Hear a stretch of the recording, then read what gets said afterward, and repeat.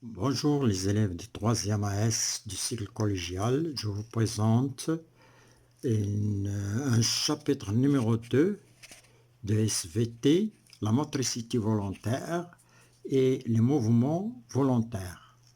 On avait vu le chapitre 1, la sensibilité consciente. Maintenant, on passe au chapitre 2, la motricité volontaire et les mouvements volontaires. Activité numéro 1. En arabe, la motricité volontaire, التحركية الإرادية والحركات الإرادية. Activité 1. Définition de la motricité volontaire et le rôle du cerveau dans la motricité volontaire.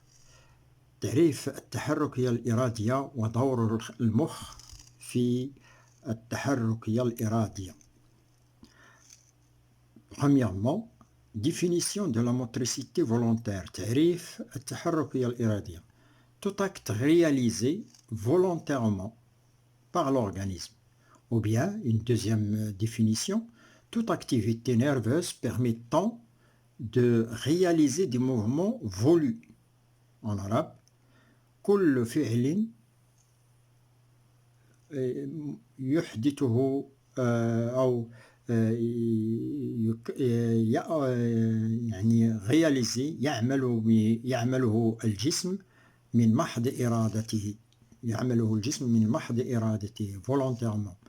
Toute activité ou bien كل نشاط عصبي.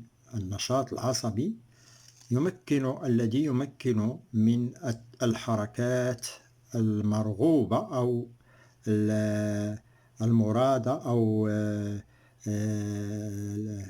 الإرادية الحركات الإرادية التي يريدها الإنسان أن يقوم بها. Exemple de motricité volontaire, beaucoup d'exemples existent. La marche, prendre quelque chose, saut, la course, la frappe d'une balle, ouverture d'une fenêtre, fermer la porte, et ainsi de suite. Beaucoup de mouvements volontaires sont à votre disposition.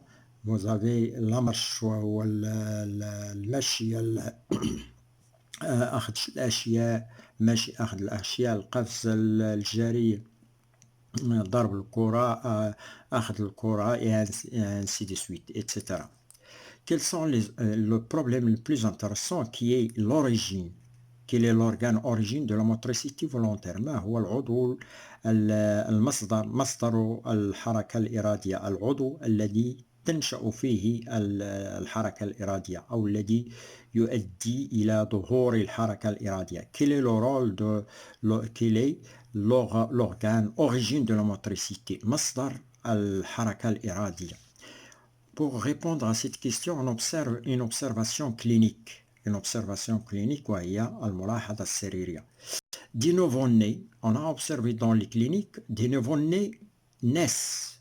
Des nouveau-nés naissent sans cerveau. هناك مولودون أو أطفال مولودون جدد يولدون بدون مخ أو يكون عندهم المخ أتروفي. مخ أتروفي يعني le cerveau atrophié مضمحل أو صغير الحجم، وإذا كان صغيرا هذا لا يوجد فيه جميع مكونات المخ. Sont dépourvus. Alors, des nouveau-nés naissent sans cerveau atrophie, sont dépourvus de certains de sensations, sont dépourvus محرمون ليس لديهم الإحساسات الجلدية ولا السمعية ولا البصرية، يعني الإحساسات أو الإحساس sont dépourvus de sensations, les différentes sensations conscientes, tactiles, visuelles et auditives, et aussi de toute activité motrice. كل نشاط حركي خلال فترة au cours de leur vie qui ne dépasse pas 5 ans. خلال فترة عيشهم التي لا تتجاوز 5 سنوات.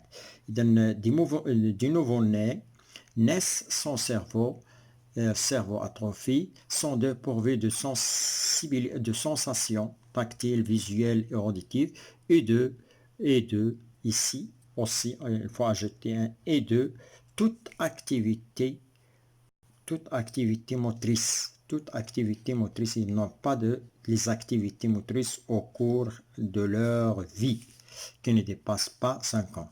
Le problème qui se pose ici, donner une explication à la perte de la sensibilité chez ces nouveau-nés. L'explication pourquoi ils ont une perte de sensibilité, ils sont dépourvus de sensibilité parce qu'ils n'ont pas de cerveau. Ils n'ont pas de cerveau qui contient les aires sensitives, les aires de l'air sensitive, l'air visuel, l'air auditif et les autres aires de sensibilité. Donc, vous pouvez répondre à cette question par le suivant. La perte de la sensibilité, chez les nouveau-nés est due à l'absence du cerveau qui contient des aires sensitives, les centres sensitifs.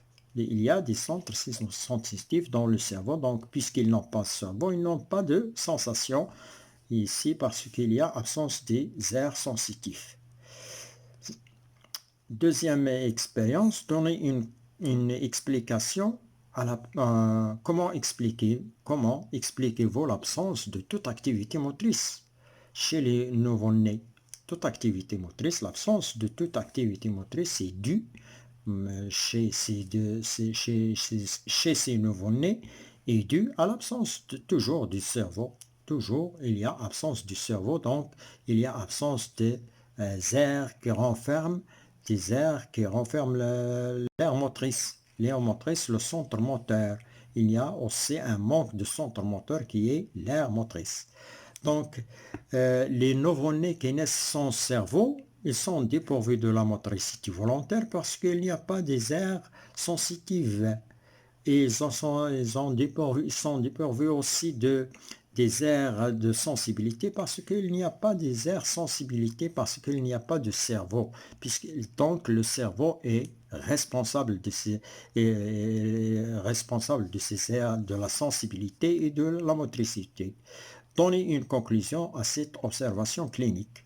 Le cerveau renferme le centre moteur et le centre moteur de la motricité volontaire. Le centre moteur de la motricité volontaire, c'est-à-dire renferme les aires, ce qu'on appelle les aires sensitives, les aires motrices. L'aire motrice.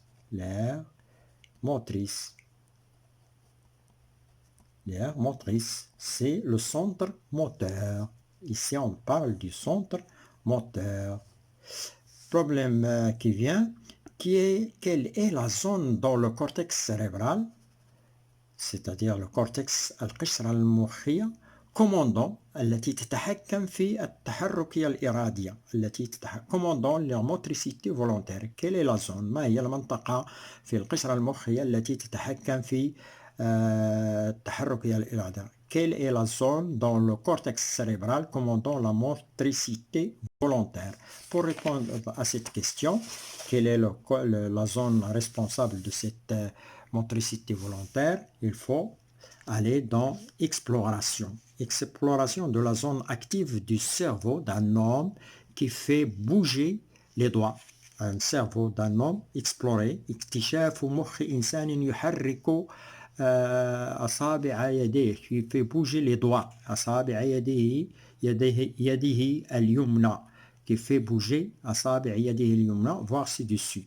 Donc, exploration de la zone active du cerveau d'un homme qui fait bouger les doigts de sa main droite. La main droite, on parle ici de la main droite. Voir le document ci-dessous. Voilà le document 1. Vous avez dans ce document, vous avez ici un peu le cervelet, ici, cervelet, bulbe, le bulbe rachidien ou bien le tronc avec C, tronc cérébral, ou bien ce qu'on appelle le bulbe rachidien. Vous avez ici l'avant, vous avez ici l'aire motrice en noir, L'aire, toute cette aire, l'aire motrice. Et vous avez derrière l'aire motrice le sillon de Rolando. Sillon de Rolando, c'est un repère. Le sillon de Rolando est situé ici, en arrière de l'aire motrice. Il est situé en avant de l'aire de sensibilité consciente. Donc, sensibilité générale, par exemple. Sensibilité générale, il existe derrière lui. Donc, le sillon, c'est un repère. Avant du cerveau, arrière du cerveau, le cervelet, le cerveau ici, vous avez cerveau, cerveau, ici, et vous avez aire motrice gauche. Pourquoi? Parce qu'il s'agit ici des bouges, les doigts, la personne fait bouger les doigts, de sa main, de la main droite. Donc ici, l'aire doit être motrice gauche. Il y a inversion, l'aire motrice gauche qui commande les mouvements de la partie droite du corps. Partie droite du corps. Donc, d'après le document 1, la zone active est appelée. Ici, vous avez la zone active en noir est appelée aire motrice. L'aire motrice.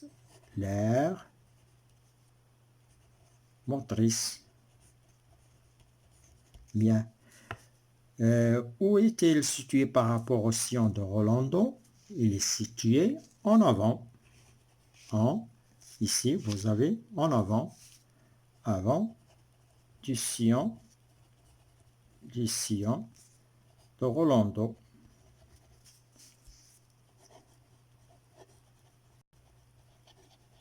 On passe maintenant à comment l'aire motrice assure la motricité volontaire. Comment elle va assurer la motricité volontaire et quel est son rôle.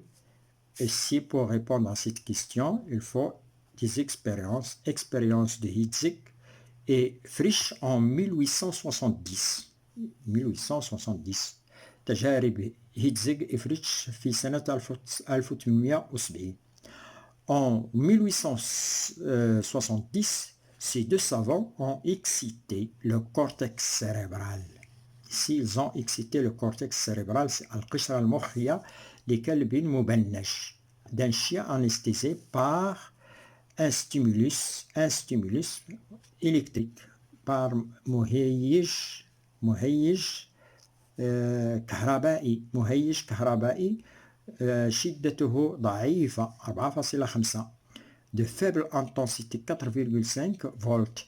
Ils ont remarqué عندما قاموا بإهاجة القشرة المخية لكلب مبنج بتيار كهربائي stimulus تيار كهربائي de faible intensité شدته ضعيفة 4,5 ils ont remarqué لاحظوا. En 1870, ces deux savants ont excité le cortex cérébral d'un chien anesthésé par un stimulus électrique de faible intensité 4,5 volts. Ils ont remarqué, qu'est-ce qu'ils ont remarqué? Que l'excitation d'une zone dans l'aire motrice produit. L'excitation, voilà. Si on excite une zone B, une zone C, une zone A, qu'est-ce qu'ils vont produire? Ils produisent le mouvement d'une partie. Il produit le mouvement d'une partie du corps du chien. Il produit le mouvement d'une partie du corps du chien. Voilà. Si on excite la zone B du cortex cérébral du chien, anesthésie, on remarque qu'il va faire bouger la face et le cou. Si on excite si on excite A, il va faire bouger la face, الوجه والعنق.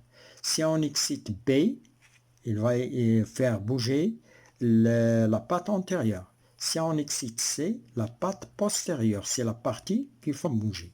Alors, d'après ce document, en se basant, on vous a donné ici la question sur ce document, en se basant sur le document 2, déterminer la zone de l'aire motrice responsable responsable de la motricité des parties du corps du chien. On vous demande ici de déterminer les aires, les zones de l'aire motrice, c'est-à-dire les zones qui sont ici, les zones qui sont responsables des parties de la partie du cou et du cou, de l'œnoc, du cou et de la face, de l'ouage. Cette partie, la voilà, si on fait correspondance, si on excite cette partie A, le chien fait bouger cette partie qui est le cou, la face. Donc vous allez répondre la face et le cou, zone A. Excitation du zone A produit, qu'est-ce qu'il va produire? Le mouvement de la face, de la figure et le cou. C'est l'aire motrice A, gauche. C'est situé, c'est une motrice gauche puisque ici vous avez l'hémisphère il est droit, l'hémisphère il est droit. Vous avez l'hémisphère gauche, il va contenir la AC, c'est gauche, B gauche et A gauche. Bien, la patte antérieure droite, la zone qui est responsable de son mouvement, c'est la zone B. D'après ce schéma, la patte droite, vous avez ici la patte antérieure droite, la voilà, la patte antérieure droite, c'est l'aire responsable de son mouvement, c'est la B, voilà, on a dit que c'est B, l'aire motrice B, gauche. Toutes ces parties font partie de l'aire motrice en général. L'aire motrice, c'est une zone où il y a des points responsables à chaque mouvement du corps.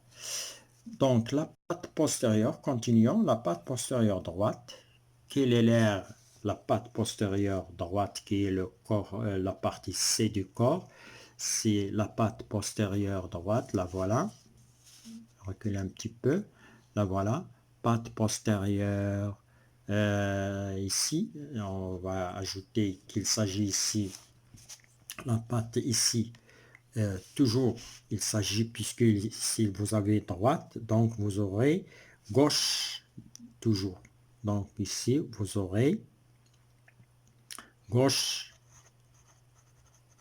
ici, la patte antérieure, رجل أمامية اليسرى, puisqu'il s'agit ici droit, l'hémisphère droit, ici vous aurez la patte, pardon, vous aurez la patte antérieure gauche. La patte postérieure, ici vous aurez gauche aussi, pardon, et ainsi de suite. Donc, la patte postérieure droite, zone C, l'aire motrice C, gauche. Déduire l'origine et le rôle du cerveau, l'aire motrice, dans la motricité volontaire. L'origine de la motricité volontaire est l'aire motrice, qui est un centre moteur. Dans ce centre moteur, qu'est-ce qui se passe? Il y a naissance d'un influx moteur. On a vu au niveau de la sensibilité ici, il y a naissance d'un influx nerveux au niveau des récepteurs. Maintenant, au niveau de la motricité volontaire, il y a un centre qui est le centre moteur, où il y a naissance d'un influx nerveux moteur. Donc le rôle de l'aire motrice est le centre nerveux où naît, se forme l'influx nerveux moteur. Et merci d'avoir suivi cette vidéo. On se verra dans l'activité numéro 2 qui est le sens et le trajet de l'influx moteur, la prochaine vidéo. Et merci d'avoir suivi cette vidéo.